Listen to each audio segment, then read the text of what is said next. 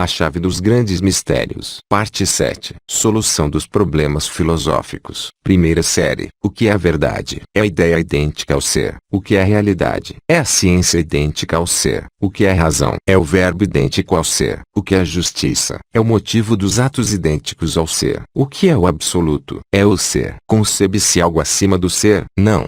Mas concebe-se no próprio ser algo de supereminente e de transcendental. O que é a razão suprema do ser? Conheceis e podeis defini-la. Somente a fé afirma e nomeia a Deus. Existe algo acima da verdade? Acima da verdade conhecida existe a verdade desconhecida. Como se pode racionalmente supor essa verdade? Pela analogia e pela proporção. Como se pode defini-la? Pelos símbolos da fé. Pode-se dizer da realidade a mesma coisa que da verdade? Exatamente a mesma coisa. Existe algo acima da razão? Acima da razão finita existe a razão infinita. O que é razão infinita? É esta razão suprema do ser a que a fé chama de Deus. Existe algo acima da justiça? Sim, de acordo com a fé, existe a providência em Deus e, no homem, o sacrifício. O que é o sacrifício? É o abandono benévolo e espontâneo do direito. O sacrifício é racional? Não. É uma espécie de loucura maior que a razão, pois a razão é forçada a admirá-lo. Como chamar um homem que age de acordo com a verdade,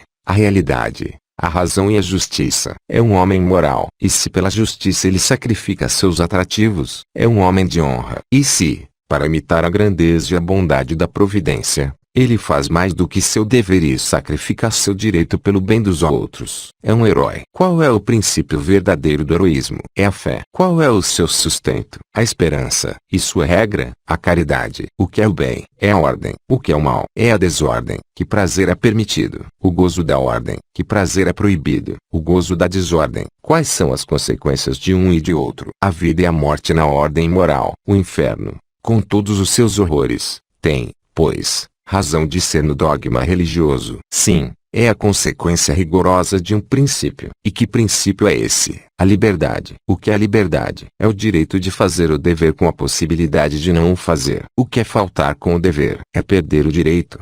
Ora, sendo o direito eterno, perdê-lo significa perda eterna. Não se pode reparar uma falta. Sim, pela expiação. O que é expiação? É uma sobrecarga de trabalho.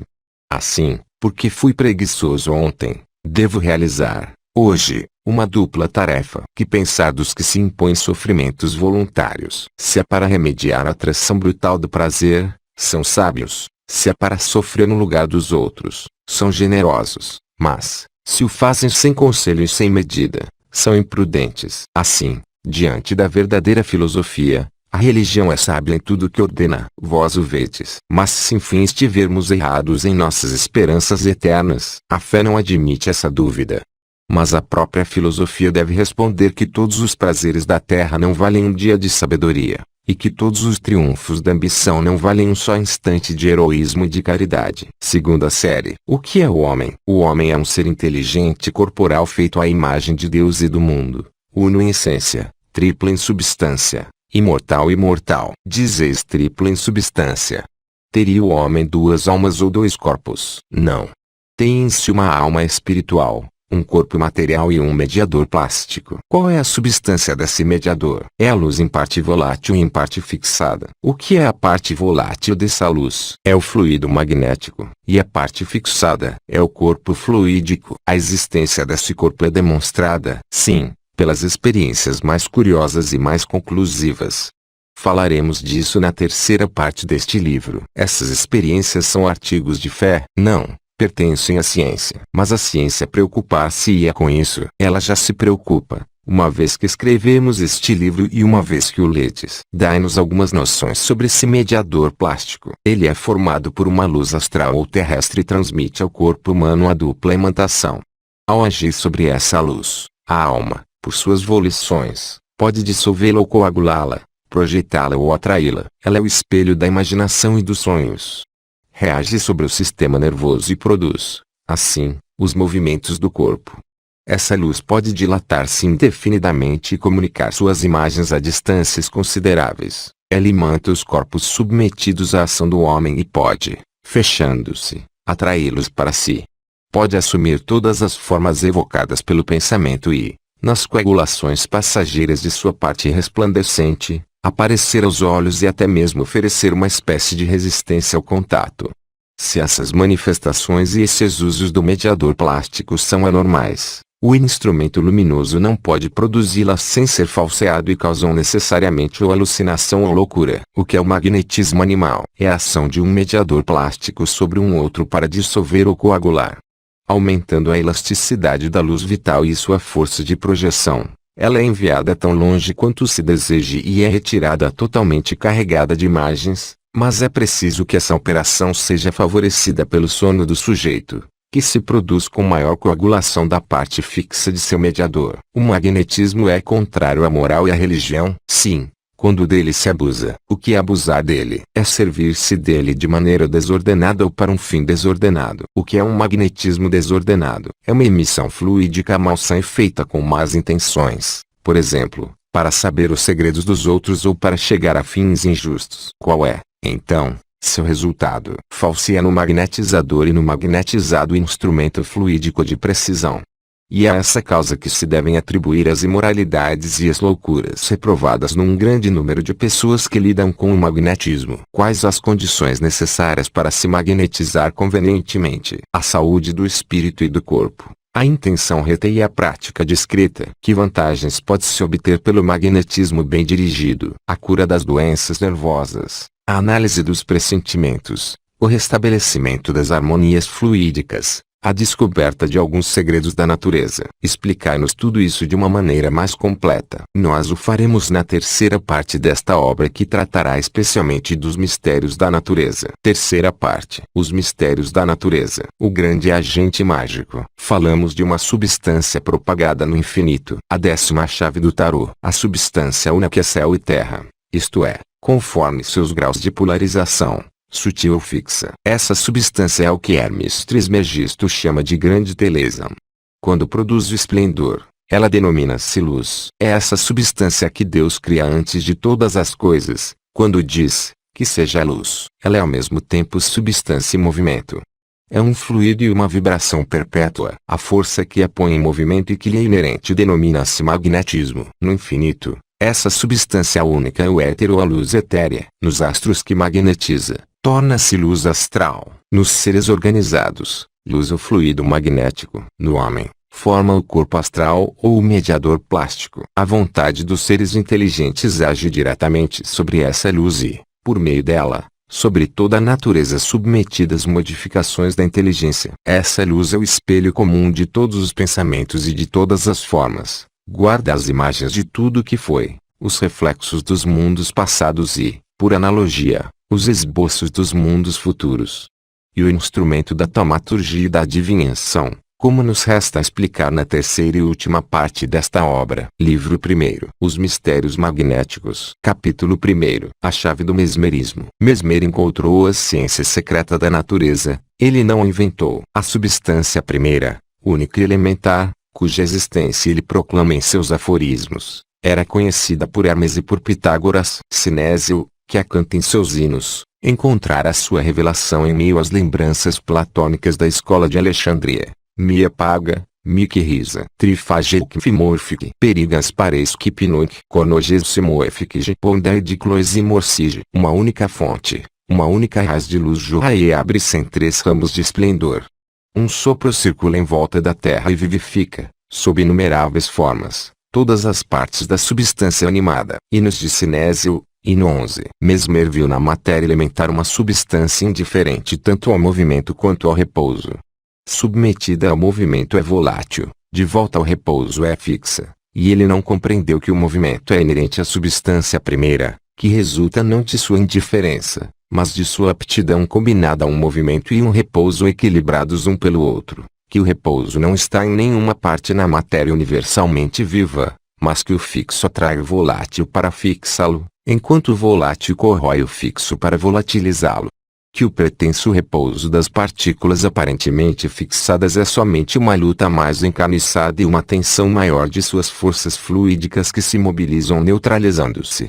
É assim que, segundo Hermes, o que está no alto é como o que está embaixo, a mesma força que dilata o vapor contrai e endurece o gelo. Tudo obedece às leis da vida inerentes à substância primeira, Essa substância atrai e repele e coagula a se dissolver-se numa constante harmonia. É dupla, é andrógena, abraça-se e fecunda-se, luta, triunfa, destrói, renova, mas nunca se abandona à inércia, pois a inércia seria a morte para ela. É essa substância primeira que se designa na narrativa hierática do Gênesis, quando o verbo dos Elohim faz a luz ordenando-lhe que seja. Elohim diz, que seja a luz, e a luz foi. Essa luz, cujo nome hebreu é Or, é o ouro fluido e vivo da filosofia hermética. Seu princípio positivo é o enxofre deles, seu princípio negativo, o mercúrio, e seus princípios equilibrados formam o que eles denominaram seu sal. Seria preciso, pois, em vez do sexto aforismo de Mesmer assim concebido, a matéria é indiferente a estar em movimento ou estar em repouso. Estabelecer a matéria universal é necessária ao movimento por sua dupla magnetização e procura fatalmente o equilíbrio. E deste deduzir os seguintes: a regularidade e a variedade no movimento resultam das combinações diversas do equilíbrio. Um ponto equilibrado por todos os lados permanece imóvel pelo próprio fato de ser dotado de movimento. O fluido é uma matéria em grande movimento e sempre agitada pela variação dos equilíbrios. O sólido é a mesma matéria em pequeno movimento ou em repouso aparente, porque está mais ou menos equilibrada. Não há corpo sólido que não possa ser imediatamente pulverizado, esvair-se em fumaça e tornar-se invisível, se o equilíbrio de suas moléculas viesse a cessar de repente. Não há corpo fluido que não possa tornar-se num segundo mais duro que o diamante, se pudesse equilibrar imediatamente suas moléculas constitutivas. Dirigir os ímãs, portanto, é destruir ou criar as formas, é produzir em aparência ou anular os corpos, é exercer a onipotência da natureza. Nosso mediador plástico é um ímã que atrai ou repele a luz astral sob a pressão da vontade. É um corpo luminoso que reproduz com a maior facilidade as formas correspondentes às ideias. É o espelho da imaginação. Esse corpo alimenta-se de luz astral, exatamente como o corpo orgânico alimenta-se dos produtos da terra. Durante o sono ele absorve a luz por imersão e, durante a vigília, por uma espécie de respiração mais ou menos lenta. Quando se produzem os fenômenos do sonambulismo natural, o mediador plástico está sobrecarregado por uma alimentação que digere mal. A vontade, então, embora ligada pelo torpor do sono, impele instintivamente o mediador em direção aos órgãos para liberá-lo, e produz uma reação, de certa forma mecânica, que equilibra pelo movimento do corpo a luz do mediador. É por isso que é tão perigoso acordar os sonâmbulos com um sobressalto, pois o mediador ingurgitado pode, então, retirar-se subitamente para o reservatório comum e abandonar inteiramente os órgãos que se encontram, nesse momento, separados da alma, o que ocasiona a morte. O estado de sonambulismo, seja natural, seja factício, é, pois, extremamente perigoso, porque, ao reunir os fenômenos da vigília aos do sono, constitui uma espécie de grande lacuna entre dois mundos. Ao movimentar as moas da vida particular, a alma, banhando-se na vida universal, experimenta um bem-estar indizível e abandonaria de bom grado as ramificações nervosas que a mantêm suspensa acima da corrente. Nos êxtases de todos os tipos a situação é a mesma. Se a vontade aí mergulha no esforço apaixonado, mesmo se a isso se abandona inteiramente, o sujeito pode ficar idiota, paralisado ou morrer. As alucinações e as visões resultam de ferimentos causados ao mediador plástico e de sua paralisia local. Ora ele cessa de irradiar e substitui as realidades mostradas pela luz por imagens de algum modo condensadas, ora irradia com muita força e condensa-se fora, em torno de alguma morada fortuita e desregulada, como o sangue nas excrescências da carne. Então as quimeras do nosso cérebro tomam um corpo e parecem tomar uma alma. Parecemos a nós mesmos radiosos ou disformes como o ideal de nossos desejos ou de nossos temores. Sendo as alucinações sonhos de pessoas acordadas, supõe sempre um estado análogo ao sonambulismo, porém em sentido contrário. O sonambulismo é o sono tomando emprestado ao despertar seus fenômenos. A alucinação é a vigília sujeita ainda em parte à embriaguez astral do sono. Nossos corpos fluídicos atraem-se e repelem-se uns aos outros, segundo leis consoantes às da eletricidade. É o que produz as simpatias e as antipatias instintivas. Equilibram-se, assim, uns aos outros, e é por isso que as alucinações são frequentemente contagiosas. As projeções anormais mudam as correntes luminosas, A perturbação de um doente ganha as naturezas mais sensitivas. Um círculo de ilusões estabelece-se e toda uma multidão é facilmente arrastada para ele. É a história das aparições estranhas e dos prodígios populares. Assim explicam-se os milagres dos médiuns da América e as vertigens dos giradores de mesa, que reproduzem em nossos dias os êxtases dos derviches giradores. Os bruxos lapões com seus tambores mágicos e os malabaristas curandeiros chegam a resultados parecidos por procedimentos semelhantes. Seus deuses ou seus diabos em nada contribuem. Os loucos e os idiotas são mais sensíveis ao magnetismo do que as pessoas sãs de espírito. Deve-se compreender a razão disso. É preciso pouco para virar completamente a cabeça de um homem embriagado, e contrai-se mais facilmente uma doença quando todos os órgãos estão predispostos a sofrerem suas impressões e a manifestarem suas desordens. As doenças fluídicas têm suas crises fatais. Toda tensão anormal do aparelho nervoso termina em tensão contrária segundo as leis necessárias do equilíbrio. Um amor exagerado transforma-se em aversão, e todo o ódio exaltado está bem próximo do amor. A reação dá-se frequentemente com o estrondo e a violência do raio.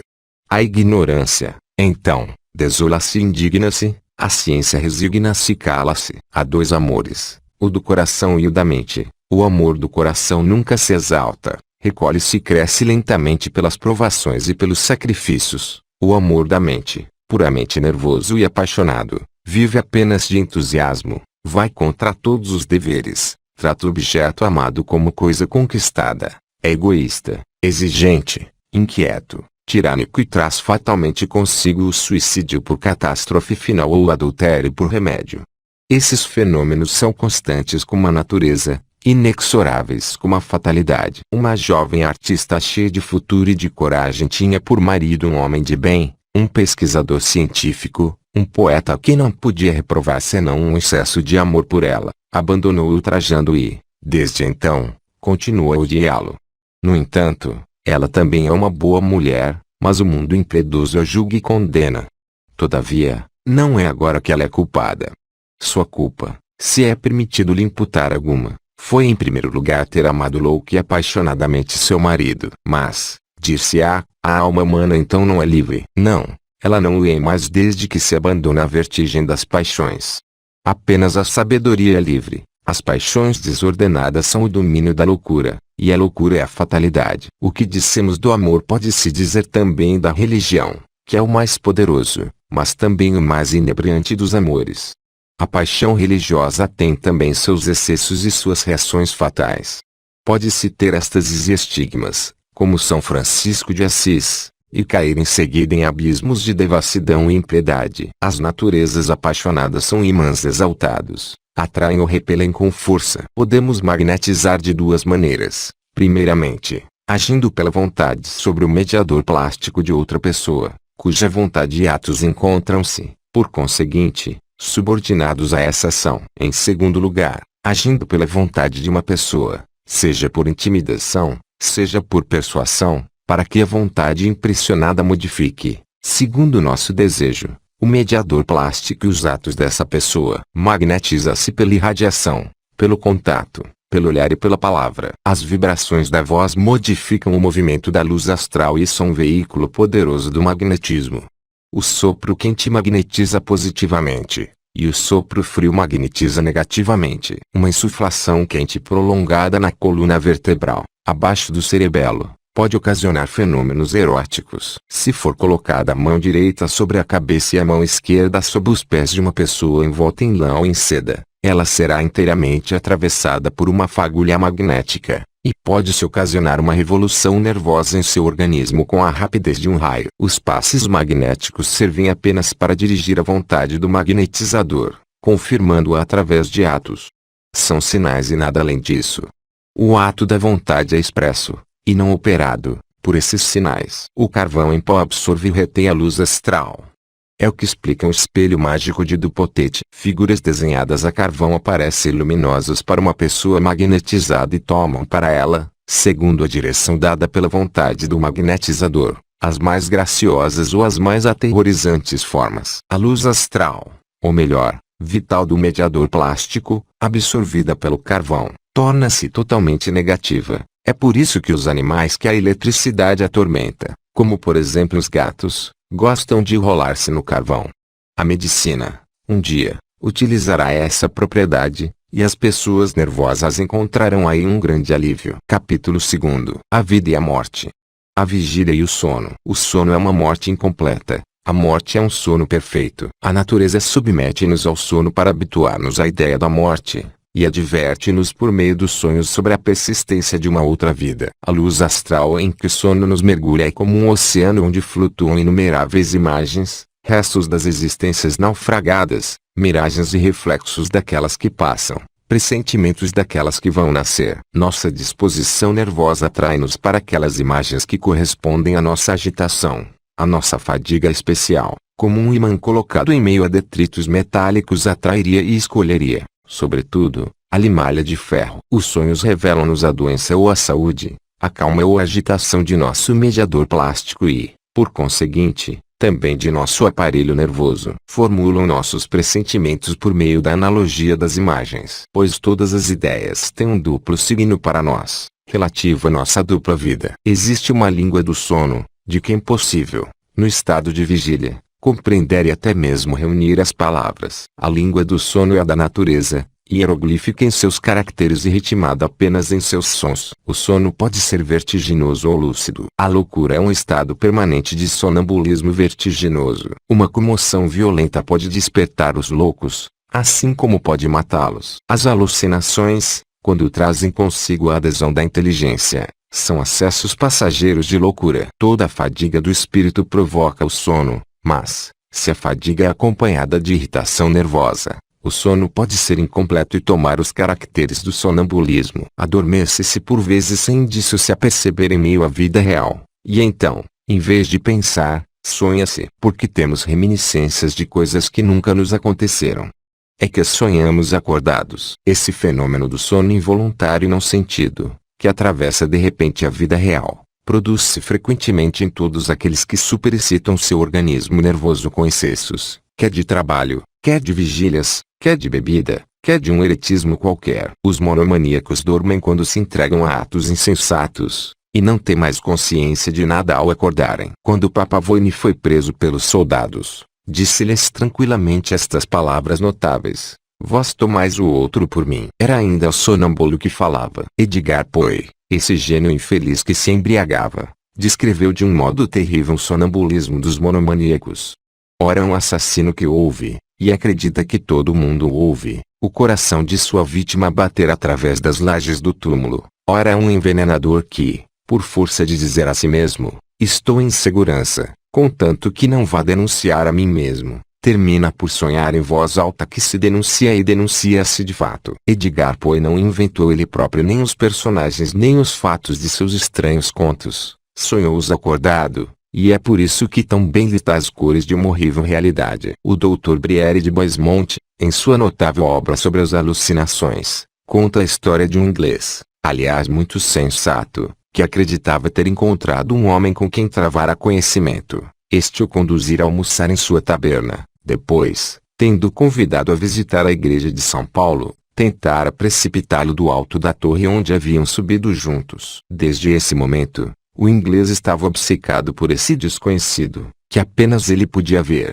e que reencontrava sempre quando estava só e acabava de jantar bem. Os abismos atraem, a embriaguez chama a embriaguez, a loucura possui irresistíveis atrativos para a loucura. Quando um homem sucumbe ao sono, abomina tudo o que poderia acordá-lo. Acontece o mesmo com os alucinados, os sonâmbulos estáticos, os maníacos, os epilépticos e todos aqueles que se abandonam ao delírio de uma paixão. Eles ouviram a música fatal, entraram na dança macabra e sentem-se arrastados no turbilhão da vertigem. Vós lhes falais, não vos ouvem mais, vós os advertis, não vos compreendem mais, mas vossa voz os importuna, tem sono do sono da morte. A morte é uma corrente que arrasta, um precipício que absorve, mas de cujas profundezas o menor movimento vos pode trazer de volta. Sendo a força de repulsão igual à de atração, frequentemente, no instante mesmo de expirar, fica-se violentamente preso à vida. Frequentemente também, pela mesma lei de equilíbrio, passa-se do sono à morte, por complacência para com o sono. Um bote balança-se próximo às margens do lago. A criança nele entra. A água brilhante de 1000 reflexos dança à sua volta chamando-a. A corrente que retém o barco estira-se e parece querer romper-se. Um pássaro maravilhoso lança-se, então, da margem e plana cantando sobre as ondas alegres. A criança quer segui-lo, leva a mão à corrente, solta o elo. A antiguidade adivinhara o mistério da morte atraente e representaram na fábula de Ilas. Cansado após uma longa navegação, Ilas chega a uma ilha florida, aproxima-se de uma fonte para retirar água. Uma miragem graciosa lhe sorri. Ele viu uma ninfa estender-lhe os braços. Os seus enfraquecem e não podem retirar o cântaro pesado. O frescor da fonte adormece-o. Os perfumes da margem embriagam-no. Ele debruçado sobre a água como um narciso cuja haste fosse quebrada por uma criança a brincar. O cântaro cheio cai ao fundo e Ilas segue-o. Morre sonhando com ninfas que o acariciam. E não ouve mais a voz de Hércules que o chama de volta aos trabalhos da vida, e que percorre todas as margens gritando 1000 vezes, Ilas, Ilas. Outra fábula, não menos comovente, que sai das sombras da iniciação órfica, e a de Eurídice chamada de volta à vida pelos milagres da harmonia e do amor. Eurídice, esta sensitiva rompida no próprio dia de seu casamento e que se refugiou na tumba ainda trêmula de pudor. Logo, ela ouve a lira de Orfeu. E lentamente sobe em direção à luz. As terríveis divindades do Érebo não ousam fechar-lhe a passagem. Ela segue o poeta, ou antes, a poesia que ela adora, mas aí do amante se mudar a corrente magnética e se seguir, com um único olhar, aquela que lhe deve somente atrair. O amor sagrado, o amor virginal, o amor mais forte que o túmulo busca apenas a dedicação e foge desvairado diante do egoísmo do desejo. Orfeu sabe disso, mas por um instante esquece. Eurídice, em suas brancas vestes de noiva, está deitada no leito nupcial. Ele, sob as vestimentas de grande hierofante, está em pé, a lira nas mãos, a cabeça coroada com os louros sagrados, os olhos voltados para o oriente, e canta. Canta as flechas luminosas do amor que atravessam as sombras do antigo caos, as ondas da doce claridade escorrendo da teta negra da mãe dos deuses. Eros e Antaros. Adonis que volta à vida para escutar os lamentos de Vênus e que se reanima como uma flor sob o orvalho brilhante de suas lágrimas. Castor e Pólux que a morte não pôde desunir e que se amam ora no inferno, ora na terra. Depois ele chama suavemente Eurídice, sua querida Eurídice, sua Eurídice tão amada. Ah! Miserum Euridicem anima fugiente evocabate, Euridicem. Toto referebante flumine ripai. Enquanto ele canta, aquela pálida estátua que a morte fez colore-se com as primeiras nuances da vida, seus lábios brancos começam a avermelhar-se como a aurora da manhã. Orfeu a vê, treme, balbucia, o hino vai expirar em sua boca, mas ela empalidece novamente. Então o grande hierofante tira de sua lira cantos dilacerantes e sublimes, não olha mais senão para o céu, chora, implora, e Eurídice abre os olhos. Infeliz! Não olhes para ela. Canta ainda, não afugentes a borboleta de Psique, que quer pousar nesta flor. Mas o insensato viu o olhar da ressuscitada, o grande hierofante cede à embriaguez do amante, a lira cai de suas mãos, olha Eurídice, corre em sua direção.